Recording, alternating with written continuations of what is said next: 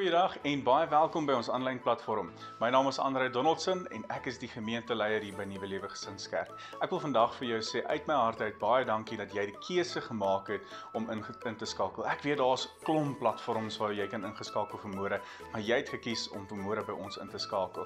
En hier by ons by Nuwe Lewe Gesinskerk glo ons in praktiese, relevante boodskappe wat ek en jy kan neem en wat ons kan uitleef daar buite. Want ons glo dat ons roeping as kerk is om by die suiwer woord van God te bly en dit te verkondig, maar ook om die kerk te enable, soos hulle in Engels sal sê, om juist die boodskap uit te dra na buite. Want ons, ek en jy is die kerk en ons het nodig om daar buite die verskil te maak in hierdie donker, gebroke wêreld. En hoe doen ons dit? Deur die boodskap te hoor, in te neem en uit te leef daar buite. So ek hoop jy gaan vandag se boodskap geniet, maar nie net geniet nie, dat jy vandag se boodskap ook sal inneem, te harte sal neem en daar buite die verskil gaan maak. Want ek glo daar's 'n stikkende en 'n gebroke wêreld wat wag om die evangelie te hoor. Mag jy vandag se diens geniet en mag die Here jou seën.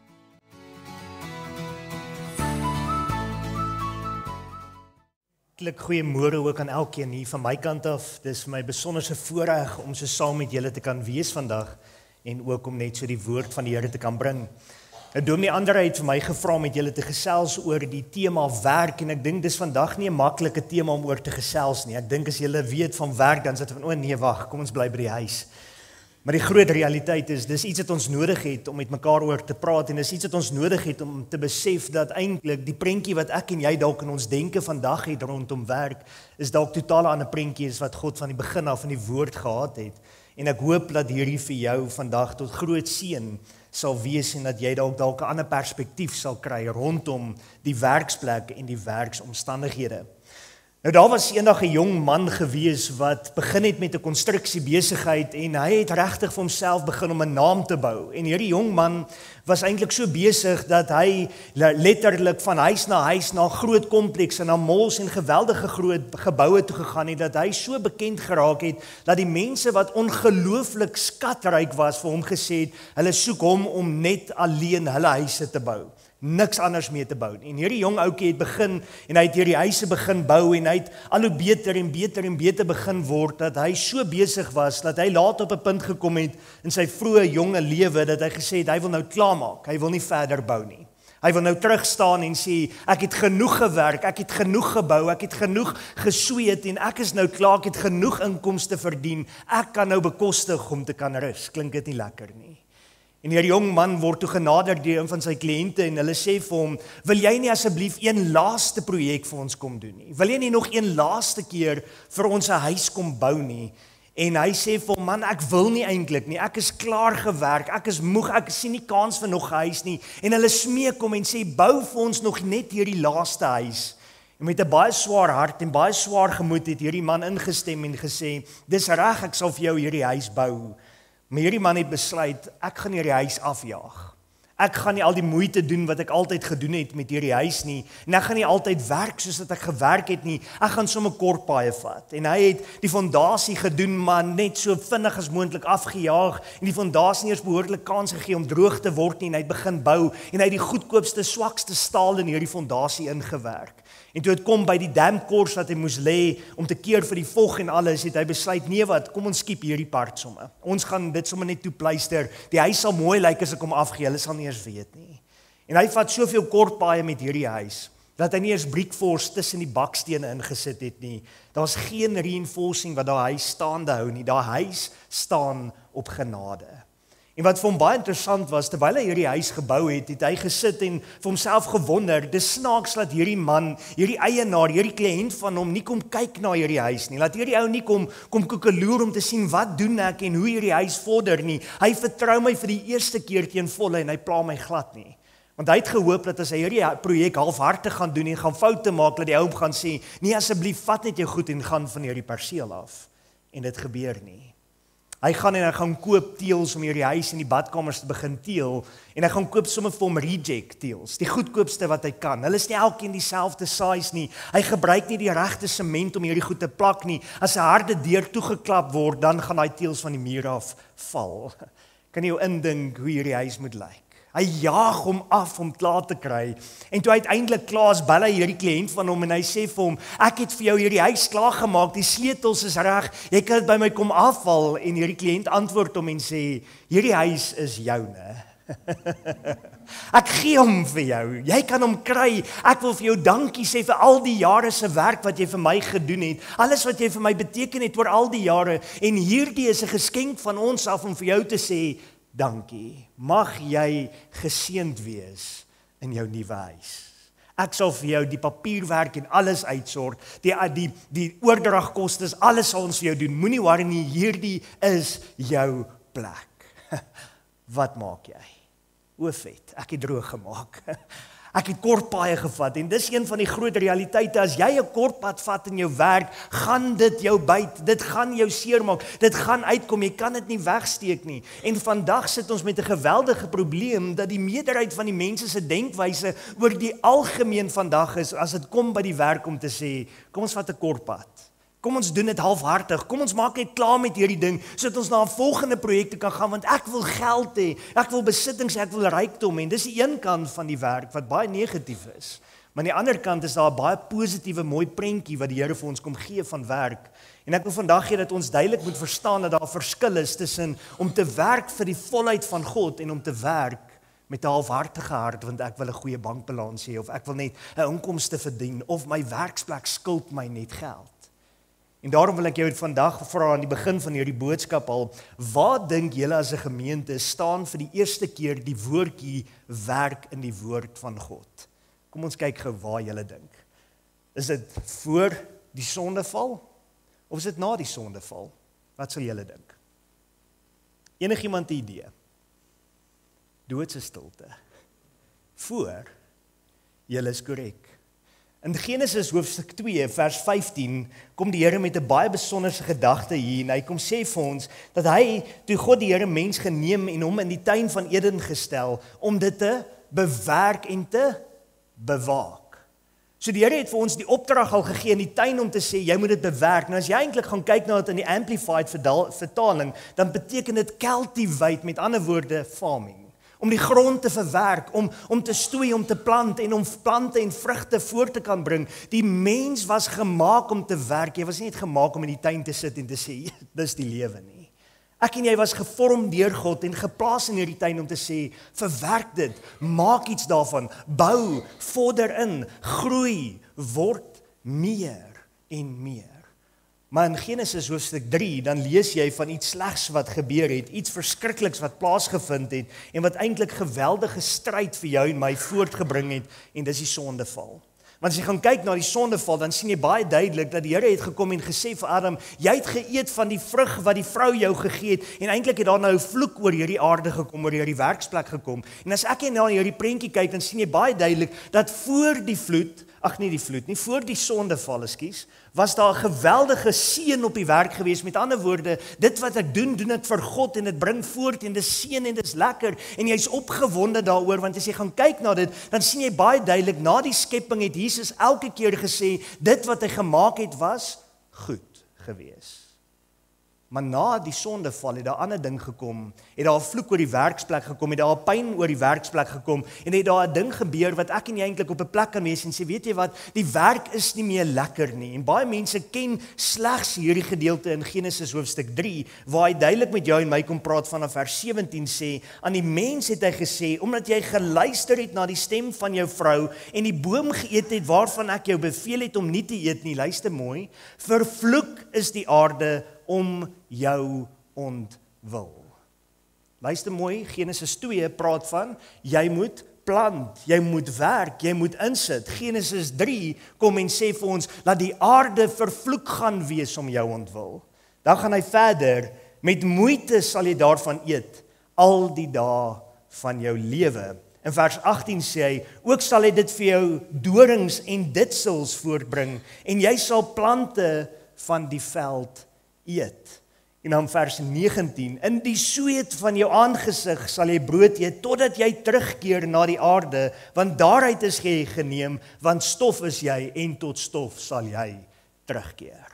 Nou as ek en jy na hierdie gedeelte kyk, dan kan ons sien, voor die tyd het jy gewerk en dit was lekker en jy was opgewonde en dit was 'n voorreg om te sien wat die land vir jou voortbring en dit bring vir jou kleur en dit bring vir jou vreugde, dit bring vir jou blydskap, maar as jy gaan kyk na die sondeval, dan sê hy vir ons, jy gaan werk en jy gaan stoei en ewe skielik, daar waar jy gewerk het, bring hy nie net vir jou vrugte voort nie, hy bring dorings, hy bring ditsels, hy bring vir jou pyn voor en smarte voor. Het jy al ooit gewonder hoekom die werksplek baie keer so bose plek kan wees? Hoekom jy baie keer by die werk kan instap en hoor hoe die een kollega, die ander kollega uitmekaar uitvloek en skel en skree, en hoekom die baas baie keer daar sit en sê ek wil my hare uit my kop uitdruk omdat hierdie ou my frustreer. Van vervloek is die grond. Vervloek is die werksplek. Dit gaan vir jou dorings en ditsels voortbring. Maar die groot probleem is nie net dit nie, dat as jy vandag by 'n werksplek gaan instap, gaan jy agterkom dat die meerderheid van die mense het nie meer die gesindheid of die hart om te sê dat hierdie werk is vir my gegee en ek kan iets bied, ek kan iets gee en ek kan iets opoffer en ek kan 'n verskil maak in hierdie plek nie. Die meerderheid van die mense se denkwyse vandag as 'n instap by die werksplek is, ek werk, jy skuld my, betaal my, that's it. Moenie vir my enigiets anders verwag nie. Jy het al beleef. Ek kan onthou toe ek by Sanitec gewerk het ek so 16 manne gehad wat onder my moes werk by die myn, by Mponeng myn, en as hierdie manne moes afsak onder die grond en jy sê vir hulle, onthou hierdie is wat jy moet doen, dan het hulle uitgebyt en het hulle afgelag en hulle sou enige rede soek om nie daai werk te doen nie. As jy hom dissiplineer, dan sê hy vir jou, ek is net hier om my salaris te kry en ek gaan vir jou niks bied nie, jy skuld my. En die Here se bedoeling van werk was eintlik is kom en gee en werk en jy sal geseënd wees. Ek onthou toe ek in die oggend na daai myn toe gery het, dan stop ek daar voor daai myn 4:00 die oggend en dan sê ek vir die Here, ek haat hierdie plek, ek wil nie hier wees nie. Want vervloek is die werksplek.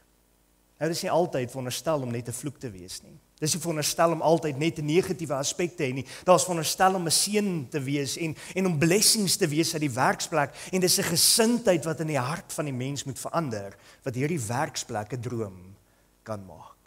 En as jy daarna gaan kyk, sal jy sien, dit word vir ons so duidelik beskryf in Kolossense, en hy sê dit vir ons so mooi, in Kolossense hoofstuk 3, vers 23 en 24, wat julle ook al doen, doen dit van harte, soos vir myself? Nee, soos vir die Here. Kan jy jou indink, as die mense sal beginne besef, dat hierdie werk wat ek het, is 'n gawe van God, dis 'n geskenk van God af, want vandag is werk skaars. Jy kan nie net bedank en loop na 'n ander werk toe nie. Jy kan nie net opgee en sê, ek hou nie van hierdie plek, ek gaan sommer na 'n ander plek toe nie. Want die ander plekke het dalk nie vir jou werk nie, daar is nie altyd werk nie. Maar as jy die gesindheid gaan inneem om te kan sê, dit wat ek doen, doen ek tot eer van God, maak alles anders. Want nou is dit nie meer om te doen wat die baas sê nie. Nou is dit nie meer om te sê, ek leef in pyn en ek leef in smarte en dit is akelig om na hierdie plek toe te kom nie. Dit is om te sê, Here, U het my hier geplaas om liefde te gee. U het my hier geplaas om liefde te bring, integriteit te bring, om hoop te bring in 'n donker, duister wêreld. Ek sit die een dag onder die grond in Mponeng myn, Western Deep, soos wat hy altyd bekend was, daar buite Vogwel. En daar's 'n jong man en sy skoonpa wat daar sit oorkant mekaar en ek moes 'n rukkie uitbepaal van wie is hierdie twee vir mekaar en iemand sê toe vir my, jy probeer hierdie lekker uitpuzzle en ek sê ja, ek verstaan nie wat hier aangaan nie. Hy sê nee, dis skoonseun en skoonpa wat hier met mekaar redeneer. En die twee vloek mekaar onder die grond en vloek hulle vroue en vloek enige ding wat hulle kan. Toe dog ek myself, is dit die liefde wat in 'n familie moet wees? Is dit die gesindheid wat daar moet wees? En as ons 'n gesindheid van liefde gaan dra in die werksplek, is dit 'n totaal ander plek. Kan jy jou indink as jy instap en sê, Here, hiernatoe kom ek vandag, want dis waar U my wil gebruik. Here, ek kom in hierdie plek ingestap, want ek wil lig dra, ek wil hoop dra, ek wil liefde dra, ek wil vreugde inbring. En dan gaan mense agterkom, hey, maar hier's iets anders in Daniel. Hier's iets anders in hierdie jong man, want vandag is hy nie soos wat hy voorheen was. Hy word nie so gou kwaad nie, hy is nie geïrriteerd nie, hy gee liefde. Dan begin mense sê, maar ek wil ook hê wat hy het.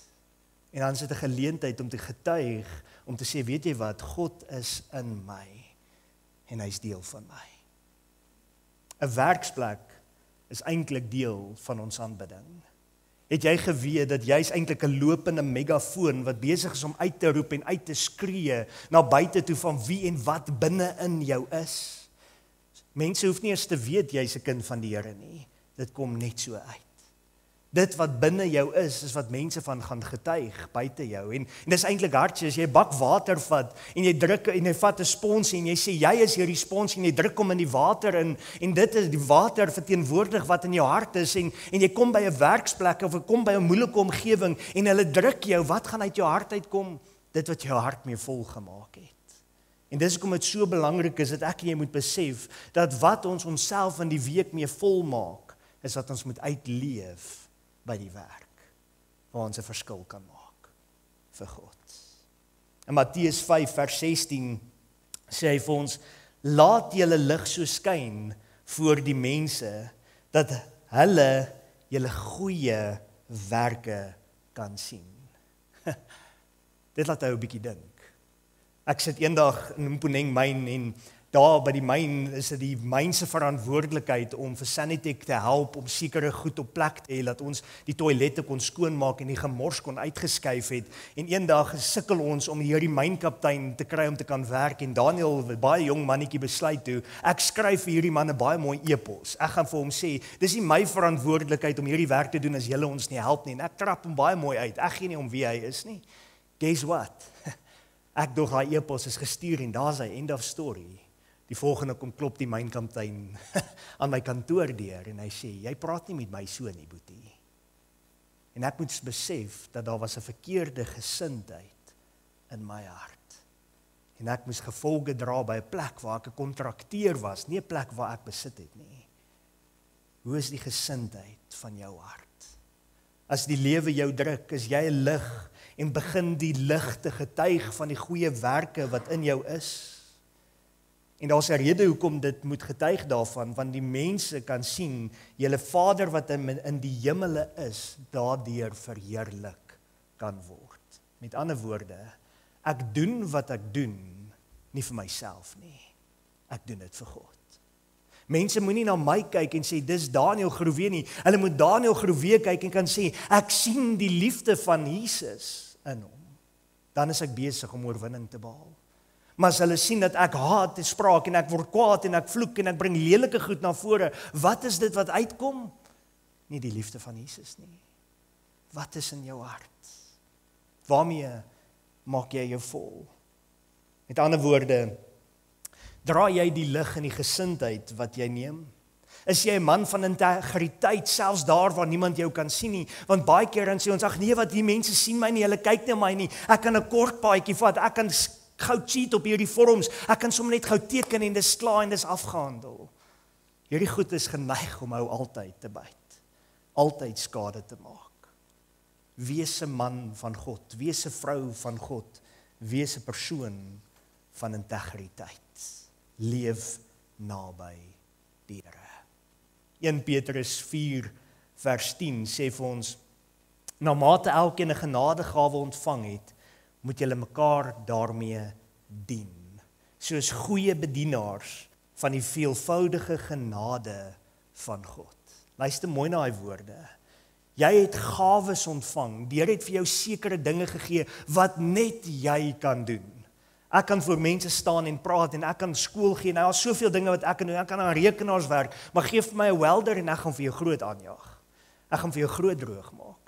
En daar's van julle wat weer kan sê, weet jy wat, gee vir my 'n weldmasjien, gee vir my en ek sal vir jou iets bou, ek sal vir jou iets kan maak, gee vir my staal en ek is in die 7de hemel, gee vir my hout en ek kan vir jou iets moois maak. Elkeen van ons het ons gawes gekry, het ons talente van die Here gekry en die Here het gesê, ek het vir jou gegee, hoekom? Sodat jy ander kan dien.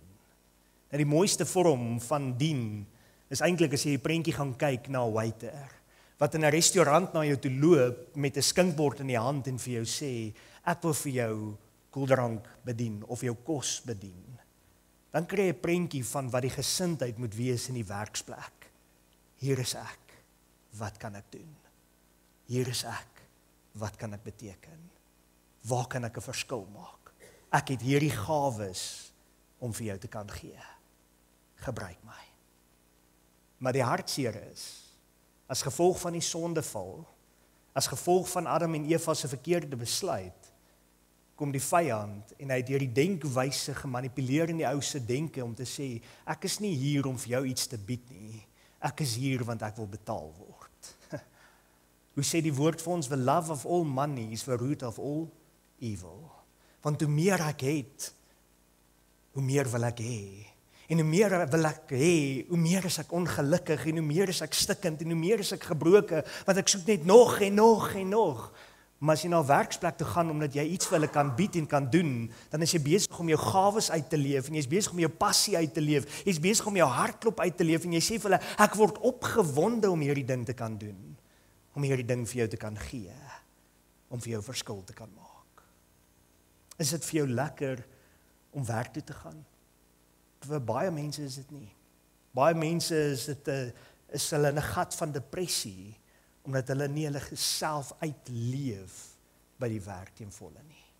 Moenie net werk toe gaan om 'n inkomste te kry nie. Gaan werk toe om 'n verskil te maak. In Filippense 2 vers 4 sê hy, julle moenie elkeen na sy eie belange omsien nie, maar elkeen ook na die ander sin. Ons gesindheid is, give me more, I want more. Vandag, ek onthou, elke Vrydag, as dit nou salaristyd was vir die werkers wat by Sanitec gewerk het, dan kom staan hulle daar in 'n ry en hulle tel daai geld op en hulle soek hulle payslips en hulle wil presies weet en as daar een foutjie is, dan wil hulle met jou kom fight. Dis Vrydag. Maandagoggend stap in jou kantoor en sê vir jou, kan jy vir my geld leen? Dit gaan swaar met my, kan jy vir my dalk R200 voorskiet, en donderdag gaan sê vir jou, my kind is siek, ek het nog geld nodig, en teen Vrydag gaan kom hy en sê, ek wil pay, dan sê vir hom, sorry boetie, jy klaar jou geld geleen, ek kan vir jou niks gee nie. Dis die realiteit, omdat die mens daar is om te sê, ek is nie daar om 'n diens te gee nie, ek is nie daar om 'n verskil te maak nie, ek is nie daar om God se liefde uit te leef nie, ek is daar want julle moet my betaal. Oh no. Groot hartseer. En Exodus 20 vers 9 tot 10 praat hy van die Here en hoe hy die skepping gemaak het. En eintlik as jy na hierdie prentjie kyk, dan sê hy vir jou en my dat God sê daar moet 'n ritme wees in jou lewe. Baie keer sal mense vir jou ons sê ek moet net werk en ek moet al hierdie goede doen en ek het soveel druk en soveel lading op my dat ek niks anders kan beteken nie. En die groot realiteit vandag is as jy iemand vat en hy werk 40, 50 jaar lank by een maatskappy en hy tree af, weet jy wat gebeur met hom? As hy by die huis instap, dan weet hy nie meer wie is hy nie, want sy lewe was sy werk. Jou lewe is nie net jou werk nie. Vir my is die lewe Christus, die sterwe is 'n wins, die werk is net 'n rol wat ek kan gaan uitleef en 'n verskil by gaan maak. En ek en jy sien dit so duidelik by die Here, hy het 6 dae gewerk en hy het 'n 7de dag het hy gerus. Het jy 'n ritme in jou werk? Het jy 'n ritme om te kan sê dat ek werk en ek doen alles wat ek kan en ek maak 'n verskil, maar as 'n tyd wat ek kan afsny en kan sê ek leef vir my gesin. Toe ek in Potchefstroom gemeente was, Agape gemeente daar, en ek moes die dag daar begin voorberei om klaar te maak by die gemeente, was ek in 'n geweldige stryd, want as iemand my sou vra, Daniel, wie is jy? Daniel, waar sien jy oor 10 jaar? Op daai stadium sou ek vir hulle gesê het, ek sien myself as die predikant van Agape gemeente, ek sien myself in Potchefstroom, ek sien myself om net aan te hou en aan te hou en aan te hou, en my oom kom na my toe en hy sê vir my, Daniel, gaan haal vir jou 'n emmer. En ek gaan haal 'n emmer en hy sê vir my, Daniel, maak hierdie emmer vol water. En ek sê vir hom, wat moet ek met die water doen? Moet ek seep ingooi? Moet ek 'n kar was? Wat moet ek maak? Hy sê vir my, druk jou arm in hierdie emmer.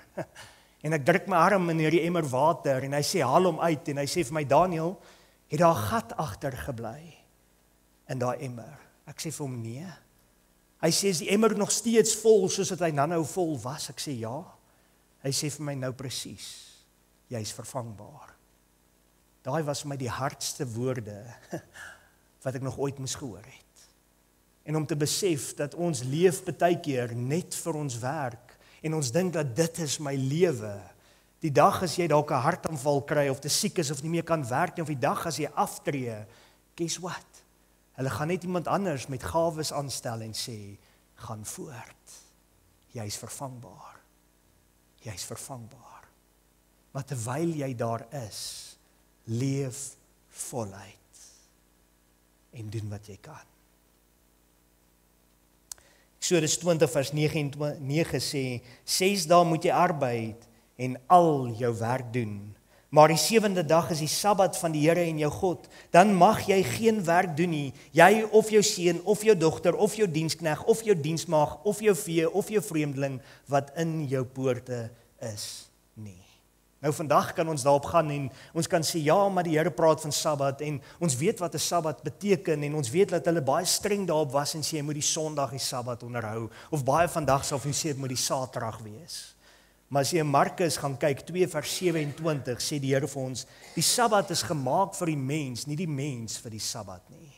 Met ander woorde, jy kry vandag werke wat vir jou sê jy werk skofte. Jy kan nie elke Sondag afvat nie.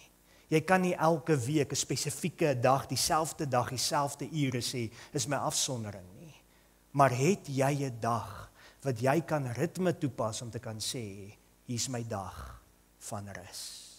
Hier's my dag van afsondering. Hier's my dag om asem te skep. Dis 'n groot. En vandag weet ek as mense wat sal sê, weet jy wat, ek moet rus, ek moet afsonder en sê die werksplek, jy kan nie, jy gaan nie rus nie. Maar as jy net aanhou werk en aanhou werk en aanhou werk, wat gebeur? Jy brand uit. Jy stikkend en later kan jy niks meer bied nie. God weet dat ek en jy die rus nodig het. Dis hoekom hy van Genesis af met die skepping al reeds vir jou en my gewys het. 6 dae moet jy werk, die 7de dag moet jy rus. Het jy 'n dag van rus? Ons is so geneig om te sê vandag, dit gaan alles oor inkomste, dit gaan alles oor wat die werk my kan betaal, dit gaan alles oor wat ek moet kry van hierdie werk af. Maar eintlik het dit van die begin af gegaan oor wat kan ek bied vir hierdie werk. En ek wil vir jou 'n voorbeeld gee van 'n jong man in die woord met die naam van Daniël. Nou as jy na hom gaan kyk, dan sien jy in die boek van Daniël dat hierdie jong man was weggevoer in die ballingskap na 'n afgode land toe, waar hulle Baal gedien het, na wat glad nie in 'n baie lekker omstandighede was nie. En as jy eintlik 'n bietjie huiswerk gaan doen, gaan jy sien dat hierdie Daniël was tussen die ouderdom van 7 en 14 jaar wat hy weggevoer was, wat hy in hierdie ballingskap moes gaan leef het. En hier kom hierdie koning na hom toe en hy sê vir hom, julle moet eet van die koninklike spys, want ons gaan vir julle toets gee en kyk wie gaan die sterkste en die wysste en die beste onder julle wees. En Daniël en sy 3 vriende het gesê, ons gaan nie van die koninklike spys eet nie, gee vir ons van die groente, gee vir ons water, gee vir ons niks van hierdie groot lekker tafel wat voor ons gedek is nie. En eintlik as jy na dit kyk is, hulle het koninklike kos gekry. Hierdie tafel wat voor hulle gedek is, het vir jou die lekkerste steaks opgehad. Die dikste gram steak wat jy aan kan dink. Dit het vir jou die lekkerste kaaskoeke en terte en allerlei dinge op daai tafel gehad, wat jy na smag om te eet. En as 'n jong man van tussen 7 en 14 daar staan, dan dink ek by myself, hoe in die lewe kry hierdie kind dit reg om te sê, nee dankie. En kyk, as ek my seuns moet voor 'n tafel laat staan en hy's gedek vol lekker terte en vleis en allerlei goede, kan ek jou waarborg, hulle gaan hom leeg eet. Hulle gaan nie nee sê nie. Maar die realiteit is, hierdie jong seun staan daar en sê, gee vir my groente. Gee vir my water. Hoekom? Want ek gaan God behaag. Ek gaan nie van hierdie koninklike kos eet wat hy Baal se seun opgevra het nie. Geef my dit wat tot eer van my God is. Met ander woorde, Here, ek is hier om U te behaag. Ek is hier om vir U 'n verskil te maak. Here, ek is hier om vir U te leef. En wat gebeur? Hierdie dienskneg sê vir hulle, ons gaan 'n toets doen en julle gaan swak wees, ons gaan julle vergelyk met al hierdie ander jong manne, en as julle die swakste is, gaan julle weggegooi word, julle gaan uitgeskei word, julle gaan nie waardig wees nie. En Daniël sê vir hom, dis reg, doen die toets. En wat gebeur? Daniël en sy vriende het ver bo die ander uitgestaan in wysheid, in insig, en hulle het baie meer kennis gehad oor die wetenskap as enigiemand anders. Ek gaan kyk, dit staan in die boek van Daniël. Hulle het ver uitgeblink. Daniël en sy vriende was later aangestel as ministers in hierdie land. En Daniël het so uitgeblink dat hulle hom later as een van die eerste ministers aangestel het. Onthou, hy's nie in sy eie volk nie, hy's nie in sy eie land nie, hy's nie by sy eie godsdienst nie, maar Daniël het gesê, ek sal doen wat God behaag om te doen, en ek sal 'n lig wees in hierdie donker plek. En hy het voluit vir Jesus geleef. Alles wat hy gedoen het hy reg gedoen vir die Here. As hulle vir hulle gesê het, buig voor die Baal, het sy vriende gesê, nee, ons gaan nie. Daniël het gesê, jy mag nie gaan bid nie, want sy teestanders, die ander ministers, het gaan sê, ons gaan fout soek in Daniël se lewe, enigiets wat ons kan gebruik om hierdie man uit die weg uit te ruim. En guess what? Hulle het geen fout in die werk van Daniël gevind nie. Dat hulle na sy huis toe moes gegaan het, en dat hulle toe gesien het, hier's hierdie Daniël, en hy doen wat 3 keer 'n dag, hy bid tot God, oggend, middag en aand. En hulle besluit, as ons 'n aanklag teen hom moet vind, moet ons dit vind teen sy godsdiens. En wat sou my en jou reaksie wees? Okay, ek sal ophou bid. Ek sal ophou om die Here te dien. Ek sal dit maar in 'n geheim gaan doen. Nee, Daniël, as 'n jong man het nog steeds gesê, ek sal my vensters oopmaak in die rigting van Jerusalem, en ek sal steeds bid tot God die Vader 3 keer 'n dag. Daai manne het gegaan en hulle het laat die koning 'n gebod skryf en gesê, as daar iemand is wat nie voor u buig, o koning, en net u aanbid nie, dan moet hierdie persoon in die leeukuil gegooi word. Koning het nie geweet dat dit sy eerste minister is wat hulle wil toesluit nie. Sy beste werker is wat hulle wil in die tronk gooi of in die leeukuil wil gooi nie. En wat gebeur? Hulle kom na hom toe en sê vir hom, het u nie 'n gebod geskryf wat sê, u gaan die een wat nie voor u bid en u alleen aanbid, o koning, in die leeukuil werp nie? En hy sê, ja, ek het. En het u nie gesê, dis 'n onveranderlike gebod, dit kan nie verander word nie? En hy sê, ja, ek het. En hy sê, u minister, u eerste minister, Daniël, hou aan om tot sy God te bid. Koning, jy het geen keuse nie, maar jy moet Daniël vat en jy moet hom in die leeukuil werp. Daniël moet weggegooi word. Daniël moet uitgeskei word. En hierdie koning het probeer om hierdie ding te probeer bypass, en hy het gestoei tot daai aand toe en hy kon niks doen, en daai ouens het bly hamer en gesê, vat vir Daniël, gooi hom in die leeukuil. En op die einde van die dag kon hy niks doen nie. Hy vat Daniël, hy gooi hom in die leeukuil, en hy sê vir Daniël, mag jou koning jou red, mag jou God jou red. Daai koning het vir die aand geen slaap in gekry nie, niks. Die hele aand geworstel en gestoei en gesê, is Daniël okay? En die volgende oggend, eerste ding, hardloop hy na hierdie leeukuil toe, en hy sê vir hulle, maak oop, en hy roep uit en sê, Daniël, was jou God in staat om jou te verlos? En hy het. En Daniël het hom geantwoord en gesê, ja, my God het my genade gegee, ek is okay, die bekke se leeu's toegesluit. En hierdie koning neem 'n besluit en hy sê, hierdie slegte ministers, die wat slegte werk wou gedoen het, die wat eintlik net daar was om skade te gaan maak het in sy koninkryk. Hy sê, hierdie met hulle gesinne, met hulle kinders, moet in die leeukuil gewerp word. En die woord sê vir ons, dat daai mense het nog nie eens die grond geraak nie, en die leeu's het hulle verslind, verskeer, verwoes. Het jy al daaraan gedink, dat God vir jou en my kom seën? Ons gaan nog steeds deur die leeukuil by die werk. Ons gaan nog steeds deur die pyn. Maar wat gebeur? 'n goddelose koning het opgestaan en gesê, daar is een God, en dis die God van Daniël. Ek en jy kan baie keer dink, Here, hierdie is 'n harde werksplek en ons verstaan nie altyd alles nie. Ons weet nie om hier deur te gaan, ons weet nie om hier te leef nie, ons weet nie hoekom ons so moet sukkel nie. Maar jy is geplaas om die lig van God te skyn. Sodat 'n goddelose plek en 'n goddelose klomp mense soos hierdie koning kan sê, daar is een God. Daar is een God. Jou werksplek is jou plek om God sigbaar te maak. Is dit nie 'n wonderlike belofte nie? As ek dit geweet het, toe ek by Sanitech was my denke totaal anders. Dan sou dit my nie gepla het om met daai toilette te werk nie. Dan sou dit my nie gepla het om 'n 80 liter kanister met mens, wanneer as in die woorde ingaan nie. daai drama te gesit het nie, maar dat daar oorwinning is. Ek wil vir jou 'n praktiese toepassing gee. Begin elke dag, voordat jy by die werk instap, te bid en te vra, Here, gebruik my vandag as U instrument. Here, gebruik my vandag, sodat ek vir U 'n verskil kan maak. Werk met integriteit, altyd dieselfde, altyd lojaal, altyd in liefde, altyd tot die beste van jou vermoë, selfs daar waar jy jou nie kan sien nie. Werk integriteit. Dien jou kollegas, hou hulle hande omhoog, soos Aaron Moses se hande omhoog gehou het. Moenie net op hulle afgaan nie, help hulle, lig hulle op. En as jy dit gedoen het, dan kom jy op 'n stadium en sê, ek skud die stof van my hande af, ek het alles gedoen wat ek vir hom kan doen. Nou moet hy gaan na die paadjie of die wil van die Here kan stap.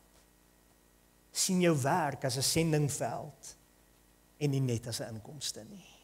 Sien jou werkplek as 'n sendingveld en nie net as 'n inkomste nie. Ek sluit af met hierdie laaste gedagte. Henkie, kom maar na vore toe kom, Adrie, kom maar ook. Ek sluit af met hierdie laaste gedagte. Deuteronomium 28 sê vir ons, dat as ek en jy doen wat die Here van ons sê, as ek en jy die liefde van die Here in ons lewe toemaak en ons is gehoorsaam aan die woord van God, dan roep hy uit en hy sê, geseën sal jy wees in die stad, geseën sal jy wees in die veld, geseën sal die werk van jou hande wees. Is dit dan nie 'n geleentheid om na God toe te kom en te kan sê, Here, ek wil graag myself vir U kom gee nie. Here, ek wil graag ten volle net vir U kom leef nie. Here, ek wil graag gebruik word as 'n man en 'n vrou van God in die werksplek. Ek wil my liefde vir U kan gee. Dis 'n belofte wat God vir jou gee. Al wat ek en jy moet doen is sê, Here, hier is ek. Gebruik my. Gebruik my. Kom ons bid saam. Here, ons kom sê vir U vandag weer dankie dat ons na werk kan kyk en dat ons kan besef, ja, daar is 'n vloek en ja, daar's negatief en ja, daar's dinge wat seer maak, ja, daar's dinge wat ons ontstel, maar nog steeds is dit 'n plek wat U geplaas het sodat ons die lig en die soutdraers van hierdie wêreld kan wees. Daarom kom bid ek vir elkeen van ons wat hier sit, ons verteenwoordig elkeen 'n ander industrie, 'n ander werke, ander geleenthede. Ons is dalk onderwysers, dokters, prokureurs, professors, maak nie saak waar ons is nie, Here. Gebruik elkeen van ons daar waar U ons geplant het. Help dat ons denke sal verander en kan sê, ek het 'n geleentheid om hoop, liefde en lewe te kom bring. En daarom kom vra ek, Here, dat U ons sal seën, dat U ons sal versterk en dat U ons elkeen sal kom toedek onder U groote liefde en U groter genade in Jesus naam.